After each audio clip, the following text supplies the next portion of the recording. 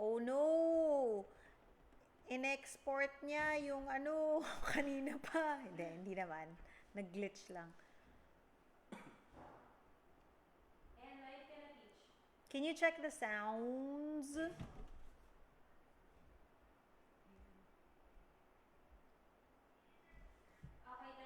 Okay. Oh my gosh, we actually have a studio team. Hello! Everybody, I'm live from Always Therapy dito sa Circulo Verde, Quezon City. Tapos, pinagpala tayo. May kasama ako today na isang OT, occupational therapist na si Jed Di Mayuga at isang physical therapist na si Pam Ventura. Sa mga hindi pa nakakilala sa akin, ako si Kay. Ako ay isang speech language pathologist na based sa Quezon City. Ang libreng konsultang ito ay hindi katumbas ng assessment, hindi po katumbas ng therapy. Gusto lang po namin kayong tulungan sagutin ang mga nagbabagang tanong sa inyong mga pamilya. Kung meron kayong hindi naiintindihan o gusto nyong maintindihan tungkol sa mga napapansin nyo sa mga anak ninyo. So, usually ang napag-uusapan lang natin ay speech delays. Pero dahil nga kasama ko po ang isang OT at isang PT, pwede rin po kayo magtanong about gross motor development and cognitive development and things like that. So I will introduce them now to you. Yan po si Teacher Jed Hello. at si Teacher Hello po, Pam. good morning. Good morning, everyone. Yan, share na lang tayo. Okay, so dahil medyo iba po yung setup namin today, dahil pinagtulungan po namin ito ng My Studio, Circulo Verde. Medyo delayed po, hindi ko po agad makikita yung comments. So, maghintay tayo na dumami yung mga tao hanggang may makita po kaming mga comments. Hello to Chen Magundaya, Isha Saliva Tumpalan, and Oshi Litchaupo Deanyo Pamo. Hello! So, kung bago po kayo dito, paano po yung ginagawa namin dito? Mag-uunahan po tayo dahil mga maximum 1 hour po kami tatanggap ng mga tanong. Hello, Vanessa de la Cruz Pampula.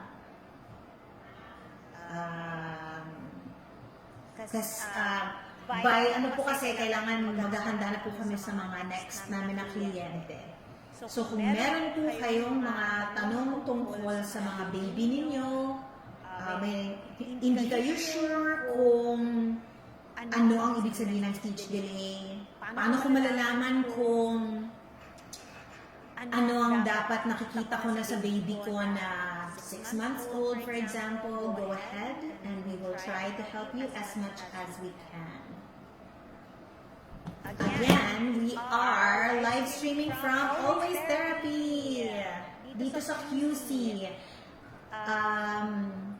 Yung location po namin ay medyo malapit po siya sa 3 city. Like malapit siya sa QC, malapit siya sa Pasig, malapit din siya sa Marikina River. So kung malapit po kayo dito, whether you are a clinician or a family member with a loved one, sana po ay mabisita ninyo kami. Hello to Grace De La Luna, Venus Comaya, Mel Ligid Calvadores. Kung meron po kayong mga tanong, let's go. Kasi wala po akong agenda. Gusto ko lang i-try. Kasi ngayon lang ako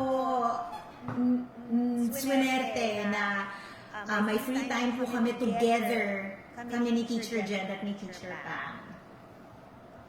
Ayan, meron na po tayong question. I-enroll ko po ang anak ko sa private grade 1 po siya this year. Posible po ba? Pwede nila i-pull out ang bata pag nagkasakit? Okay, so hindi siya exactly related to speech therapy. Kasi even if tinatawag po kami mga teacher, ganyan, iba po yung namin, line po namin. Medyo mas clinical po yung setting namin. So, with regard to school, I can only talk about yung mga sarili kong na-experience. So, for example, kung ipapasok niyo po yung anak niyo sa therapy session, tapos may sakit po yung anak niyo, for example, matamlay, may lagnat, may sipon at ubo, yes, meron po akong karapatan na i-turn away siya for the day because hindi rin siya makaka-perform at their most optimal, hindi siya conducive for learning because kapag masama ang pakiramdam natin, hindi lang sa mga bata, kahit ako kapag masama yung pakiramdam ko, ayokong makasama, diba? So, medyo hirap po tayo to be at our best to learn, to play, to explore kapag hindi okay ang pakiramdam natin. Pangalawang concern at pangalawang factor po ay makakahawa po tayo ng iba. Makakahawaan nyo yung clinician ninyo, at dahil marami po kaming nakikitang bata, mahahawaan din namin yung mga batang iba na makakasama namin. So same goes for schooling. What do you think about that, guys? Have you ever turned away someone dahil may sakit yung bata? For me, yes. Lalo na pag yung sakit ay talagang nakakahawa.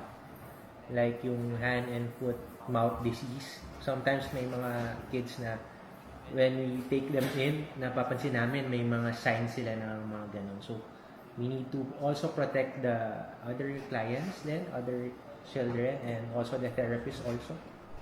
So, yes. Ikaw, Teacher Pam. Usually po, if contagious talaga yung mga sakit, it's the best way na parang i-postpone mo na yung therapy para for the safety din ng mga other clients, or if ever naman meron ng signs and symptoms, I think it would be the best to also inform the teachers as well para lang ma-prepare just in case na may absent po yung kids. So I hope that helps you. We'll move on to our next question. Hi po, yung anak ko, nung 18 months to 2 years old siya, may words siya. Now parang naiwan mo na lang is mama. 3 years old and 7 months siya. Okay, so as with all disclaimers po na binibigay ko dito, ang magiging reaction or response ko po sa mga tanong ninyo dito ay base lamang sa kung paano lang din yung binigay niyo sa akin information. So, kung sakaling meron kayong ibang hindi na share sa akin about their history, that will affect kung kulang din yung may bibigay ko sa inyong advice. So, based lang dito, pag-usapan natin yung typical na lang siguro na milestones of neurotypical development. So, from 18 months old, usually meron po kaming mga 300, so let's give you a range, no? May meron mga 50 words to 300 words na naiintindihan at around siguro mga 10 to 50 words na nasasabi.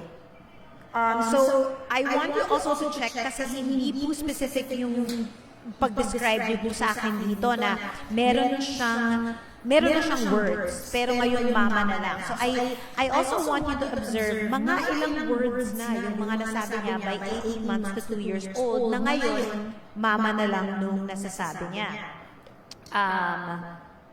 Wait lang I want to go back to that question, but ayun, okay.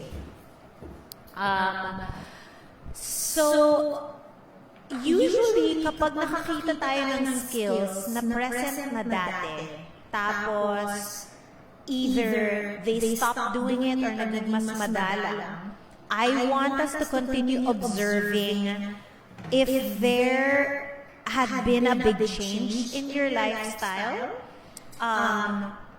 or sa development ng baby. For example, kasi kapag nagkakasakit yung baby, you know, maybe something like malaking infection or meron siyang, for example, lagnat na sobrang taas na nagka-febrile seizures siya, or yung, ang ibig sabihin po natin dito ay may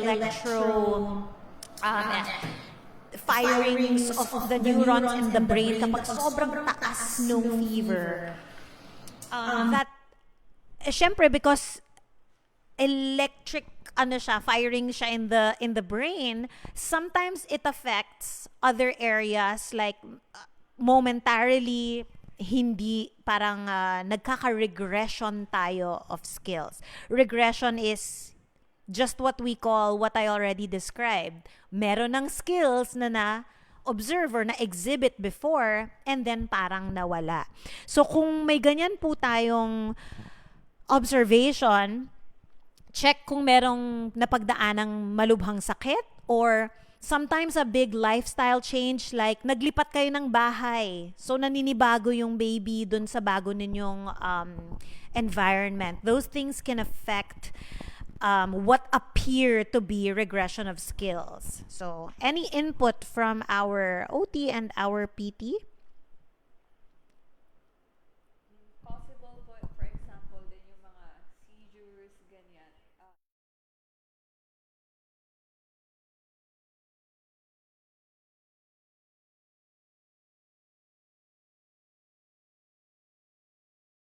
Hindi po yun sa presentation ng isang bata, pwede maapektuhan yung strength or lakas ng mga limbs nila, yung balance nila, or yung overall function po nila. So that it's a case-to-case basis din po.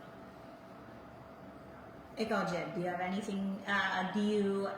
anything else for them na baka pwede nilang ma-observe with regard to what would usually accompany a regression of speech skills?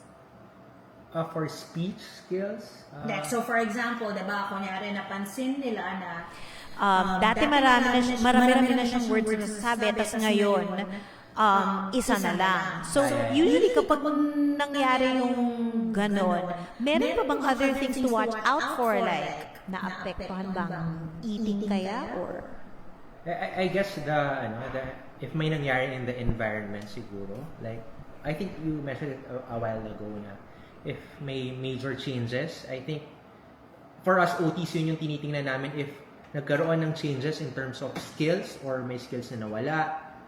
Usually tinatanong namin may pagbabago bang nangyari sa bahay or kung saan mang environment kung saan siya namumuhay.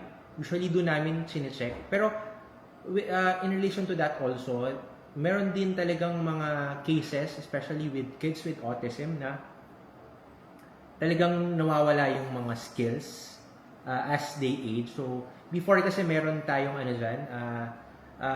parang in the spectrum, child disintegrative disorder, parang sila yung type of autism na as they age, nawawala yung skill nila. Pero I think ngayon, tinanggal na nila yun sa DSM-5. Pero usually yan, we check for the changes in the environment or may pagbabago ba sa buhay ng bata or ng pamilya, doon namin sinecheck. Saka yes, yung pagkakasakit na it affects din yung mga regression na nakikita natin. So, nabanggit po ni Teacher Jed yung autism. So, dahil hindi po namin sinasabi na just because this happens na may autism na po yung anak ninyo, hindi po kami equipped to diagnose, neither is yung description nyo lang dito sa amin, sinasabi namin na, may regression siya, so autism yan. No, we are asking you to observe and we're telling you lang po yung facts of what regression could mean. So dahil nabanggit na po natin yung autism, so we'll explain na, siguro one of the things that you could do as your next step is magpatingin po tayo. So the only way that we will know is if you have a neurodevelopmental checkup to see kung is this connected to, like, is this speech regression or if there are any other skills regression, is it connected to possible neurodivergence in the child. So I guess yun lang yung medyo ma-advise ko ngayon because what else could you try naman? So now that you know na dati may mga nasasabi siya, ngayon wala na, try to take note of all those words na nasasabi niya before and then i-test nyo by maybe doubling the uses of them in your daily life. It's parang, I just want you to check, hindi na lang niya ba sinasabi dahil hindi rin sila nabibigyan ng pagkakataon. So let's try to, for example, kung ang isang nasasabi na niya before ay kutsara. For example lang dati hingi siya, kapag reach niya yung kutsara, masasabi niya, chara, chara. Tapos ngayon, wala na, mama na lang yung nasasabi niya.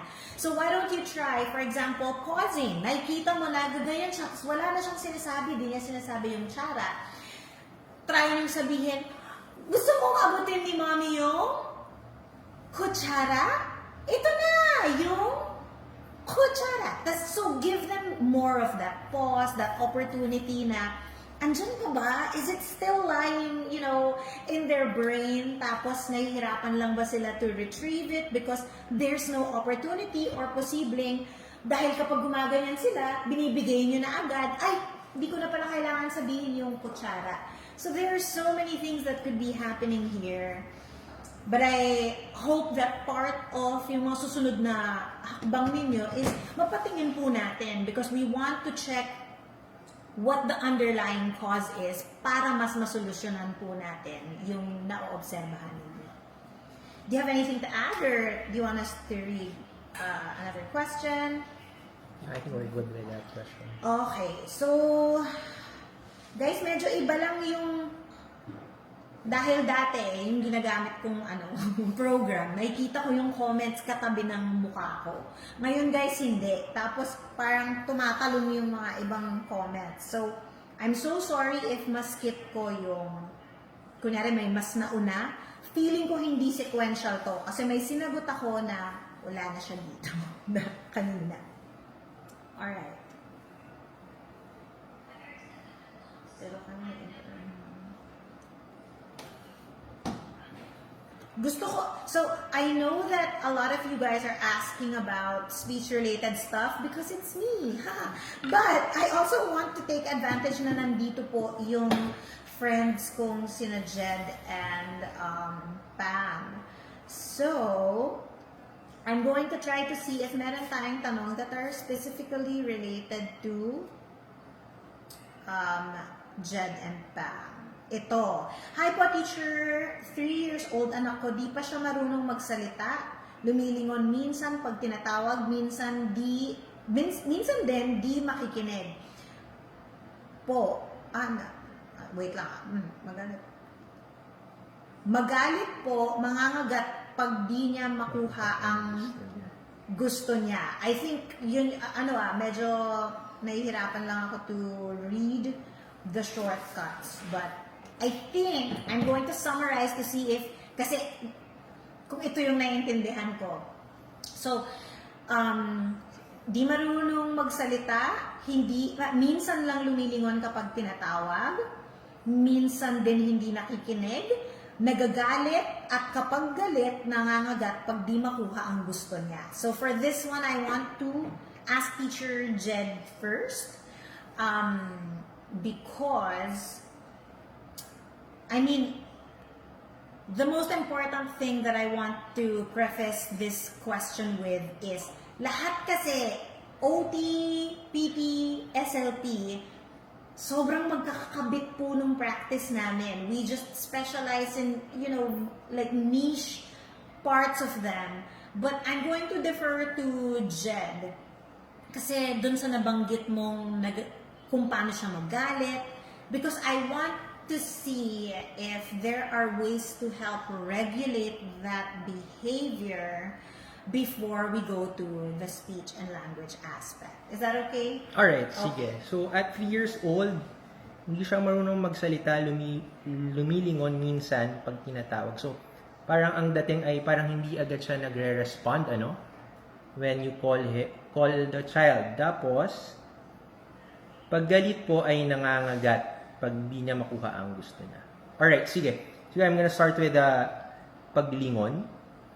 So, usually, if we have children na hindi agad nagre-respond when you call them, we usually check for the regulation of the child. Kasi everything starts if the child is well-regulated, or ibig sabihin ng regulated ay kalmado, walang ibang nagbabother sa kanya. So, usually when we look at regulation, tinitingnan natin yung sensory integration part ng bata. So, pwede doon sa inyong anak na 2 years old, hindi agad lumilingon, probably we could say na But you have to check pa na baka low arousal siya. So, we need to do specific play or different actions or exercises for the child to be more aroused. Hence, better ang awareness na in the environment. Teacher So, Jed, before you continue, okay. can you explain the arousal? For example, paano natin like masasabi ang profile ng batang may low arousal or high ba? High arousal ba? Yeah, How yeah. do we say? Okay. Pag low arousal, sila yung mga bata na usually very example is the question, no? When you call them, hindi agad sila nagre-respond. Possibly din na sila very sluggish, very passive. So yan yung mga usual na profile ng batang low arousal. So when you call them or give instruction, they don't instantly respond. So probably, hindi tayo 100% sure kasi we need to do an assessment probably, sila, low arousal sila. So, ano ba pwede natin gawin? So, usually, ang nire-recommend po naming mga OT is activities that are alerting for the child. So, ibig sabihin ay nakakagising. So, anong pwede natin gawin? So, ang mga pwede natin gawin para sa mga nakakagising or alerting activities ay movement talaga. So, mga movement na pagtalon. So, paano ba to? Kunyari, sa therapy centers, we have the trampoline, we have the swing. So, yun yung mga example. Pero sa bahay, I usually recommend maganda i-rough play ang bata. So, yung rough and tumble play. So, it helps them be more awake. So, importanteng punto ito na it's always in the context of play. Especially the child is 3 years old. So, part din yan na para mas maging connected tayo sa bata. Kasi at 3 years old, yun talagang kailangan ginagawa, maglaro. So siguro for us, medyo mas extra lang tayo na gawing mas alive or mas may kilos yung laro natin with the child para medyo maabot natin yung gusto natin na mas responsive sila on, kunyari, sa pagtawag. Yun ang pwede kong mai-recommend sa bahay. So, laro na medyo rough, o babalik na rin mo yung bata, tatalon from the bed, o mga ganong laro. And then, before you continue on with paano nila siguro i-manage yung behavior ng nangangagat, Teacher Pam na lang, because na-mention mo na yung movement. Do you have any other insight on movement and alertness, Pam? In terms po sa movement, since 3 years old, mas maganda na yung activities niya nga is age appropriate. So, at 3 years old, dapat nakakatakbo na siya, mag-isa, nakakatalo na siya from a higher ground to a lower ground. And then, bukod doon is dapat yung play din na ginagawa niya is with other kids as well. So, if magkakaroon ng setup sa bahay, parang baka mas okay na kung may kapatid siya, silang dalawa magki-play para social interaction din between the two kids as well po. Okay.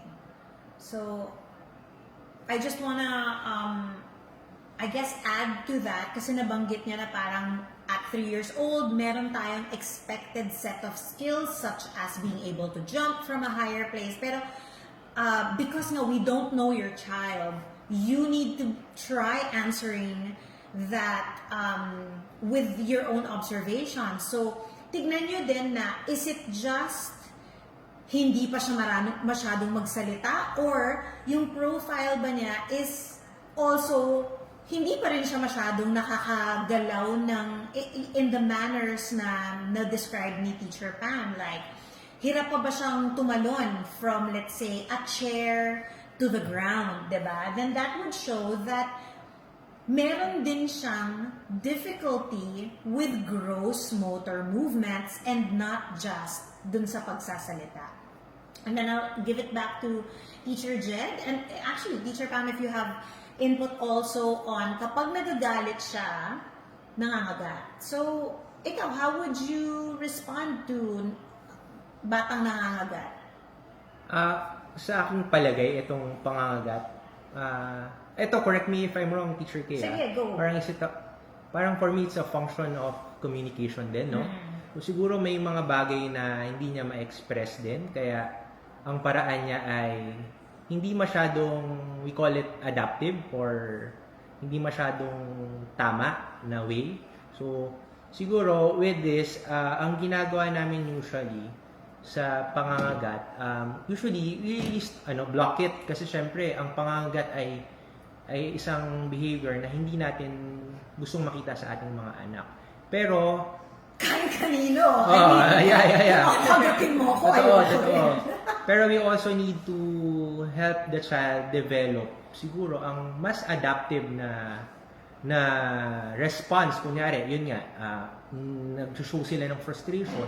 Ano ba ang other ways or mas adaptive ways para sila ay makapag-express or makapag-show ng kanilang frustration. So, for me, it's a function of communication siguro, ang pangangagat na with that child. So, yun siguro. With us, we usually tell them to, or replacement behavior, like you tap, if you're frustrated, you Or don't squeeze, bite, right? or squeeze, Something else. Yeah, bigyan ng space sila to parang express their not biting. So siguro that's it for me na it's an function of communication. Yeah, another thing, 'di ba? I think it's so important na kasi parang siguro sa atin it's so natural to think na syempre huwag kang magpakagat. But hindi siya naiisip ng lahat ng tao. So it was so important for you to say, for example, something like, well, ilayo mo yung kamay mo to show the child who I am assuming hindi pa rin nadadaan sa rason, di ba? Hindi pa siya masyadong nagsasalita. So what we do as a response is also very important. So usually naman, di ba, makikita nyo na things lead up to something. Nakikita nyo na medyo naiirita na yung bata, palapit na siya or magla-lunch pa lang siya, ilayo nyo na yung katawan nyo para ipakita nyo, hindi ko tatanggapin yan. Hindi ako magpapakagat. I mean, correct me if I'm wrong, but kasi meron ng mga nagsabi sa akin mga parents na syempre, kawawa naman siya, so hayaan ko siyang kagatin ako para pero hindi po yun sending the best message to your child na, sige anak, kagatin mo lang ako dahil galit ka. You have to gesturally communicate na, that's not it. And then, nung ginamit ni Teacher Jed na, word is find a replacement behavior na maybe instead redirect the child to maybe a crash mat. Oo. Let them, punch it out on a pillow. Yeah, yung mga usual, yung nasabi mo na, yung squeeze balls, pwede yan. Yeah. So anything na, kunyari, if they're using the mouth, usually ang in-recommend din namin something that they can bite into. So pwede rin yun. Meron mga certain toys called chewy tubes. I mean, brand name yun, sorry. But there are things that a child can safely panggigilan nila sa bibig nila orally. And you might want to give that as an alternative temporarily. Dahil nga, hirap pa yung batang mag-communicate na, galit ako, nainis ako, hindi ko nakuha yung gusto ko.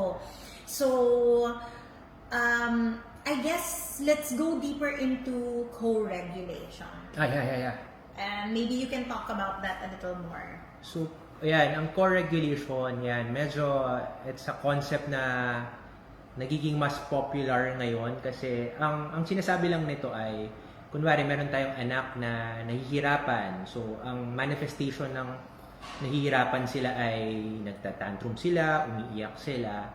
So, ang ibig sabihin lang ng co-regulation, us parents or guardian na kasama nung bata, dapat sa atin sila kumukuha ng regulation or pagiging kalmado. So, siguro the idea is dapat hindi tayo sumasabay.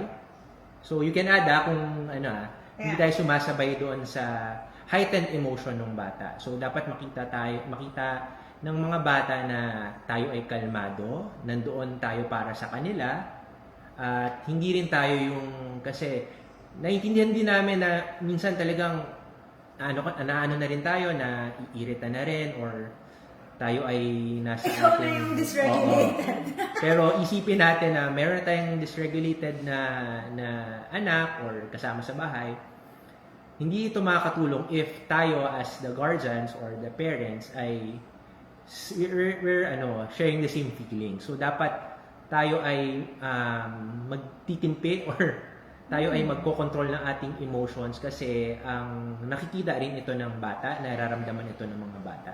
So if we're calm, I think ito ay nare-reflect din natin sa bata, at kahit papano ay eventually namo-model din nila.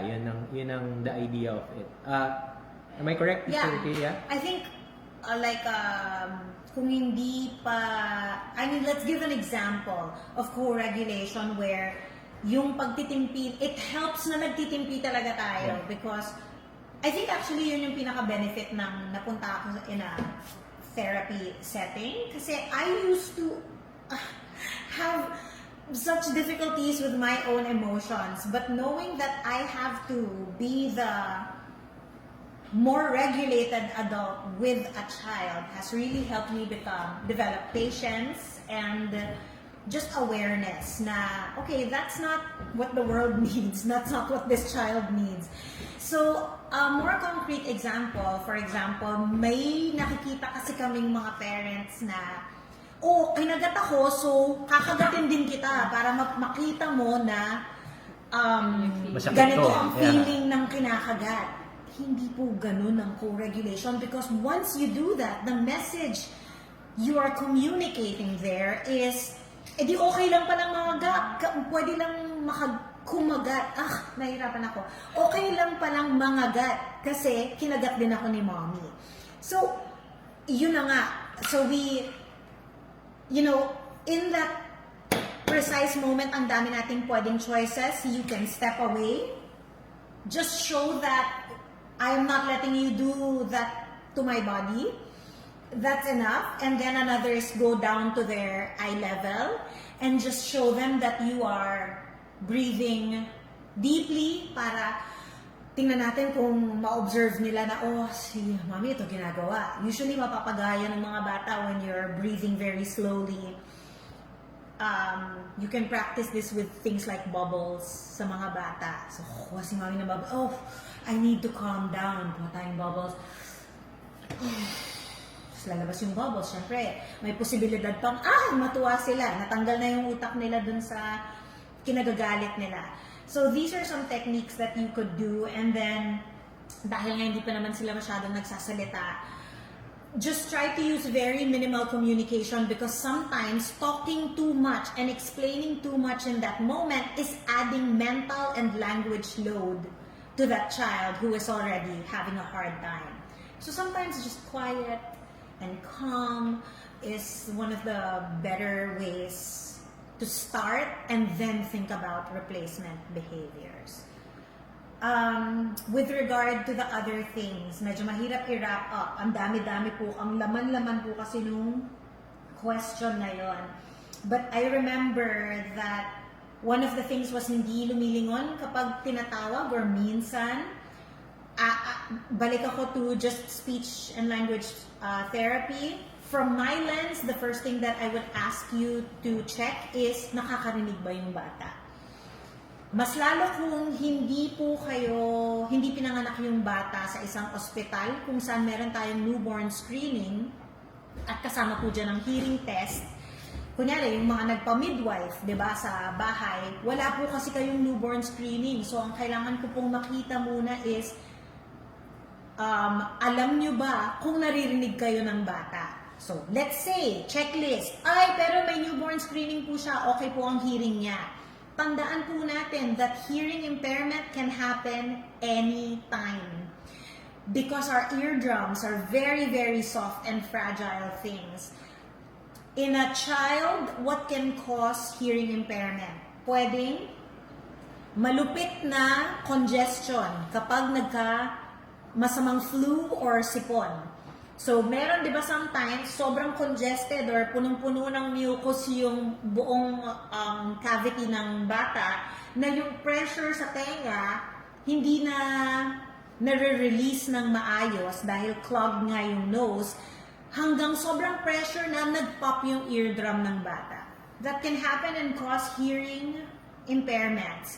Another thing is, di natin napapansin, laganap ang noise pollution sa Pilipinas, ha? Hindi natin nakokontrol. Mas lalo kung ang lugar nyo ay maraming mahilig magkaraoke, maraming mga motorsiklo sa labas ng bahay ninyo, hindi nyo namalayan na hawak nyo si baby, nasa labas kayo, tumatawid kayo ng may sobrang malakas na nagbusina, tapos may malakas pang tambucho ng whatever. Any sudden, very loud sounds can cause hearing impairment. It can rupture their eardrum, and kung hindi man completely nawala ang pandinig, mababawasan yung waves, frequencies na maaari nilang ma-access. So, yun ang unang-una is check kung nakakarinig yung bata. Meron akong episode, natatakot akong hawakan yung cellphone ko kasi baka mawala yung comments. Pero meron akong episode about how to check your hearing at home before you even get a hearing test at like a hospital or with an audiologist. For example, just checking. Kunyari nasa likod ng bata, naglalaro yung bata dyan, you can check by doing things like this. Usually kapag meron kang loud sounds sa likod ng bata na hindi nila inaasahan, kailangan makikita usually, lilingon sila kapag nakarinig ng loud sound. So, ganyan-ganyan kayo sa left ear, right ear, punta kayo sa malayo, kunyari, tawagin niyo yung pangalan niya dito, Jed! Pag hindi lumingon si Jed, then that's cause for you to think na, baka hindi pala ako naririnig nung bata. And when they don't pass this home test, I will paste the link later dun sa check hearing at home. Kung kahit itong environmental noises test ay hindi sila pumasa or hindi sila nag-react, then I need you to have a hearing test. Sorry po, hindi ko na talaga maalala what was in the rest of the question. Yun na, I think Okay, that's it. alright. Yeah. So we can move on to another question. We hope that helped you. Meron ba kayong nakita in the comments kasi hindi ko masyadong na-monitor? Anything you want to address? Ako wala na akong kita sa comments. No, okay. No, wala yung Ito. Yung meron daw po siyang anak na na-diagnose ng developmental language disorder last January 2026. Any thoughts or tips daw po paano ma-improve yung language ng anak niya? Yung matuto daw po siya magkwento ng dire-diretso. Sa ngayon po kasi 3 to 4 words lang po siya. Pero, 3 to 4 words in the child's vocabulary or 3 to 4 words in a combination. So, I need to have clarification on that po.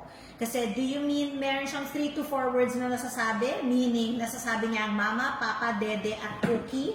Or nasasabi niya, mama, hingi ako cookie? So, it's a very big difference for me to be able to give you the next possible option. Meron pa, wala na lumalabas sa akin. Oh my God, sikat pala tong si Teacher Jed natin. Lagi daw siyang may dalang Jollibee. Totoo ba yun? Oo, yan. Lunch ko yan sa PTC. That's the funniest. Oh my gosh. Okay, let's see. ano daw po pinagkaiba ng speech delay at speech impairment? Okay. So, actually, impairment is another word here for disorder. So, ang kailangan natin maintindihan yung difference ng delay or disorder. Actually, why don't I ask? I think this is fun. How would you differentiate a delay and a disorder in PT and OT settings? And neurodiversity affirming framework. So if delay, ibig sabihin, meron kang specific na parang age, no? Na tinitingnan para masabi mo na ito ay delayed, no? So, ang impairment naman ay tama ba? May parang cause May delay. may problema with that. Sometimes sa amin parang do we consider delay as impairment na yun? Or sometimes yes. Sometimes yes. Sige, can you explain? Kasi ako medyo iba yung parang I guess sa speech kasi marami kaming super maliit na ways to see, because I don't know how you do your assessments. So like, how would you tell a parent na, oh, I think delayed siya by about, let's say, 3 months, as opposed to, oh, disordered yung movement niya. So when you call someone with an impairment. Sige, go pa. Siguro po in terms of sa physical therapy, Okay, yung go. aspect, for example, wala silang kulang yung strength, yung balance, and coordination, and then i-prepare up Ay, siya wait lang. Bakit tayo nawala? Bakit nawala yung friends ko? Sorry guys, is the audio still working?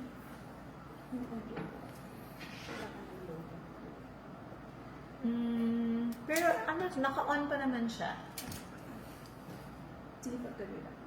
Sige, go. So, yung impairments, parang yun yung main cause nung parang related siya sa condition. For example, with kids na may cerebral palsy, example lang po, yung may problem sila sa tone, sa muscle tone nila, sa head trunk control nila.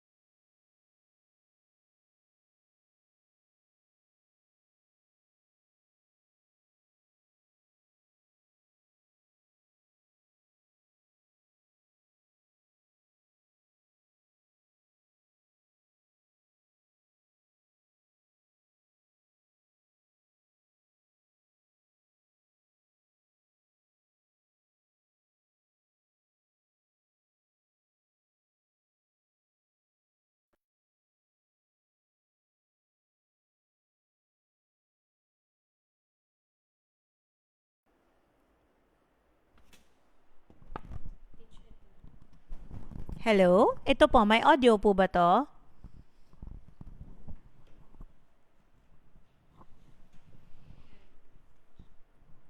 Okay. Wait lang namin na mag-give kayo ng feedback na bumalik na po yung sound. Tsaka kung... Ayan, narinig ko na ata yung sarili ko. So, hindi ko alam kung gaano katagal na yung walang audio. So, ulitin na lang natin siguro yung explanation ni Teacher Pam. 'Di ba ikaw yung una before si Jed?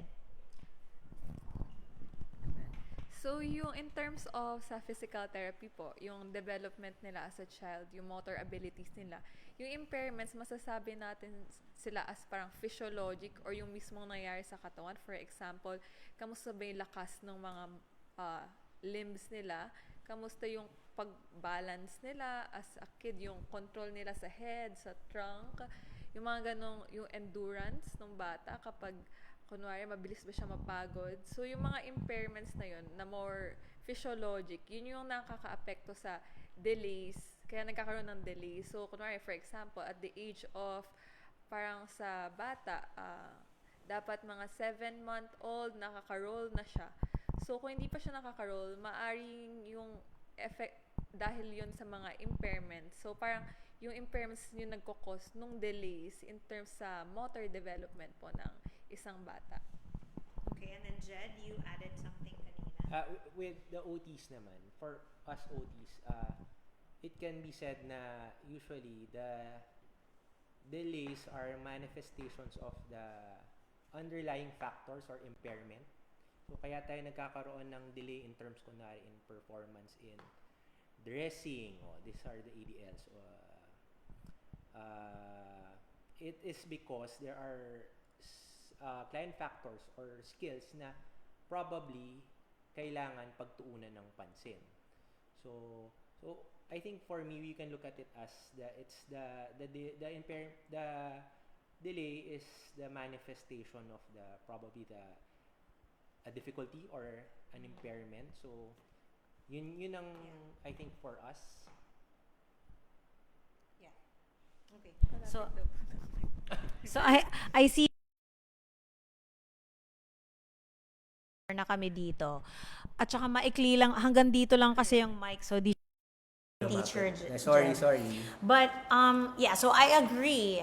And then I'll just add yung perspective ko from a speech and language perspective kasi sa amin medyo may pagkaiba talaga akong napapansin. So for example, let's talk milestones and why I keep going back to milestones, and I don't mean it para maging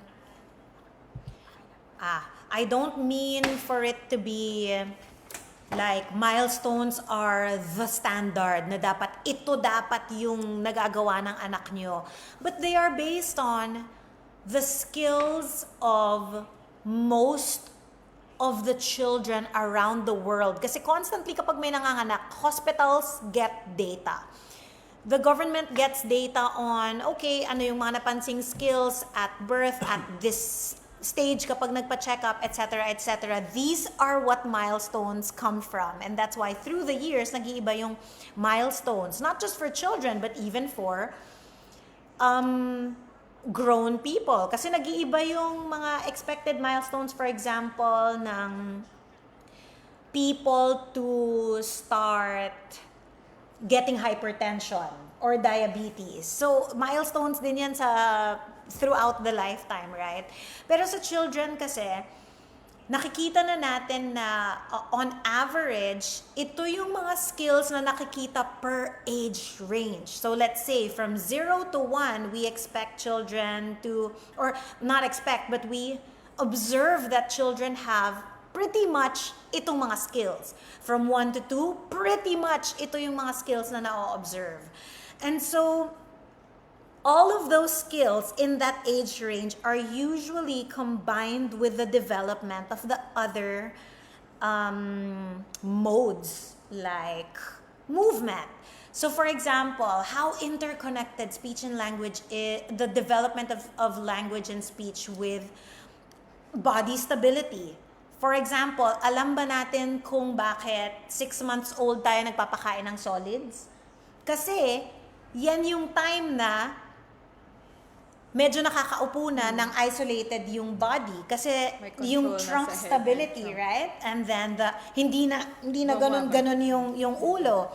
And that's the only time when you can trust that the child, paglagyan mo ng solid food, hindi siya mabibilaukan kasi magde-develop na after trunk stability and isolation, right? The head and trunk and limb stability, na kapag mag-introduce ka ng solid food, eventually, susubukan na ng mouth mag-make ng its own vertical movements, which you cannot develop kapag floppy pa yung head and trunk ng baby. So these are the things that have to go hand in hand. And when we see things like, okay, usually by 18 months old, they will have this many words. Kaya din by 2 years old, nagkaka-word combinations. How can you combine words in typical development if ang kaya mo palang sabihin is one word? Like, ang choices mo pa lang ay mama, then you cannot combine by 2 years old. The fact that you can combine words is because you have kind of a range of vocabulary to choose from. So, how do I differentiate a delay? When I look at the milestones and like, meron siya ng skills na to, let's say, about 10 to 50 words and kakastart lang niyang mag-combine ng words. This is usually the milestone of an 18-month-old baby to 2-year-old baby. Kung 4 years old na yung bata, ito ang nakikita nating skills sa kanya, but they're hand in hand. Oh, enough vocab. Oh, combining words. But it's just delayed, as in it is occurring later on in life. Pero the skills are hand in hand. I would call that a delay. I would determine if it's a disorder when, for example, ang nasasabi pa lang ng bata ay mama by 2.5 years old. Mama pa lang. But, and then wala siyang hindi siya humihingi, hindi niya nagagamit ang dede or cookie para manghingi ng anything. Mama lang at hickory dickory dock the mouse ran up the clock. Kaya niya yung sabihin.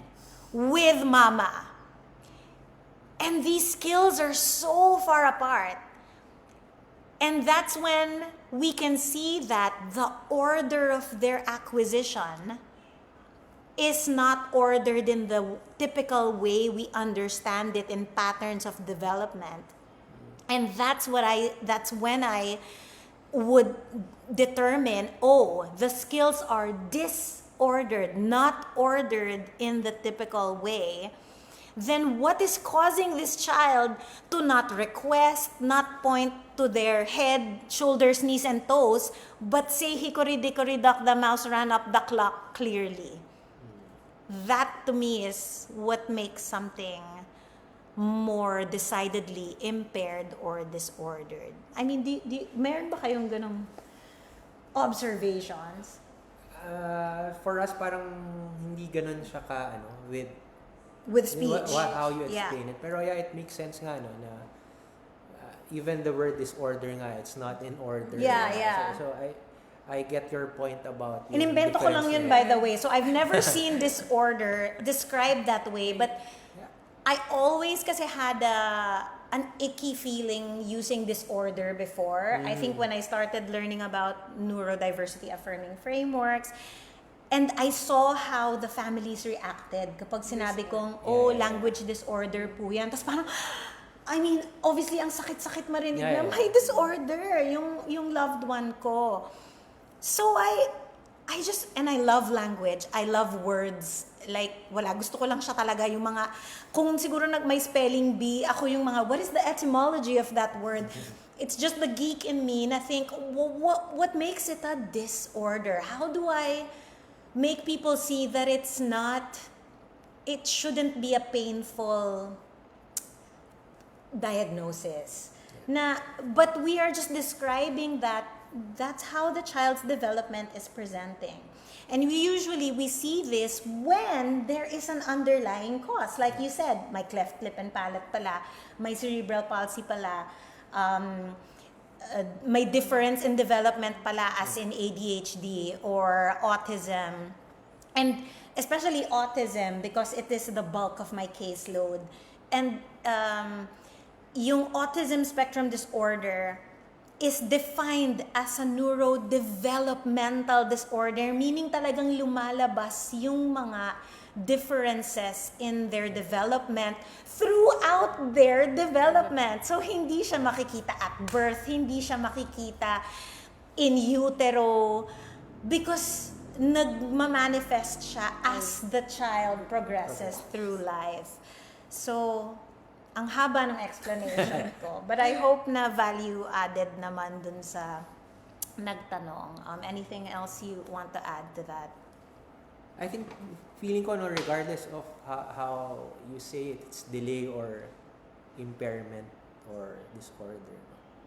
Ang ano pa rin natin is we have to really assess talaga kung ano yung problema or ano yung root cause of the problem. So, we can provide appropriate intervention, no? So, I think yun lang din for me. Yeah, focus on how to support. Yeah. I mean, it makes a difference what your diagnosis is because it gives you targeted solutions.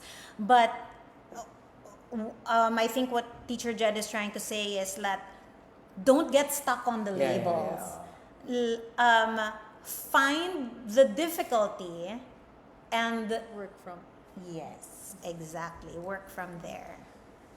Okay, is there anything else? I'm not keeping tabs on the comments. But also we have to wrap up because magkaka-clients na po kami. But do you want to say anything? Maybe one last question? Wait lang ah. Paano ko pala balikan yung live?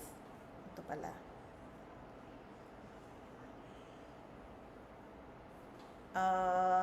Okay, wala na akong nasa-scroll. Tingnan mo. Ganyan din ako kanina. Yeah, so sorry actually. Pagplanuhan namin next time. It's my fault. I am not ginulat ko sila. And I'm just so lucky that they're so game and so secure in their practice. I'm so lucky to have them. I'm so lucky to have a team here in Always. Jed, tell them where we are as we sign off. We are at Calle Industria. Calle Industria, Circulo Verde, correct? Yeah, oo. So nandito kami sa parang strip nila here. Yeah. So you can we're open to visit. So if you wanna check the place out, punta lang kayo dito. Pwede rin kayo mag-message dun sa aming Facebook page. If you have any questions about our clinic, our center. Sasagutin agad namin kayo. So, yun lang. Sana makita namin kayo dito. And if there are any clinicians out there and you want to join our team, mag-message lang din po kayo. We would love to welcome more neurodiversity affirming practitioners here in our home. Thank you so much for joining me today, Pam and Jed. Thank you. Thank you po. everyone. Thank you. We'll try to do this some other time. Thank you again, prepared. guys. Thank you. How do I do this? Here.